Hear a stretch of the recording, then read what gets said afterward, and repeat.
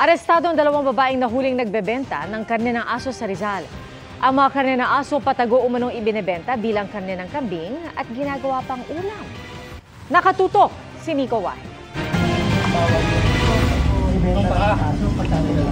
Kinatay at ibebenta na dapat ang dalawang asong nadatna ng mga taga-Animal Kingdom Foundation at CIDG Rizal sa isang bahay sa Morong Rizal noong July 23. Ayon si AKF, matagal na nilang minamanmanan ng dog meat trade sa lugar. Ang dami po kasi nagsusumbong sa amin dyan na meron nga daw po dyan nagkakatay ng aso, nagbebenta ng karne ng aso at ulam. Ilang beses daw silang nag-test buy para makumpirma ang bentahan ng karne ng aso. Kung mapapansin mo doon sa mga pictures at video, parang pinutol yung uso, no? Kasi para nga hindi mahalata daw na ito ay aso at posible siguro gusto nila i-pass on ito as kambing.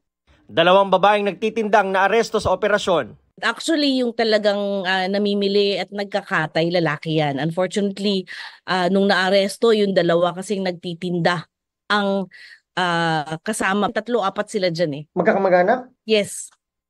Ayon sa AKF, umamin naman daw ang mga naaresto. Naharap sa reklamong paglabag sa Animal Welfare Act ang mga sospek. Para sa GMA Integrated News, Nico Wahi, nakatutok 24 oras. Mga kapuso, patuloy na tumutok sa mga balita. Mag-subscribe sa GMA Integrated News sa YouTube. Sa mga kapuso abroad, samahan nyo kami sa GMA Pinoy TV at www.gmanews.tv.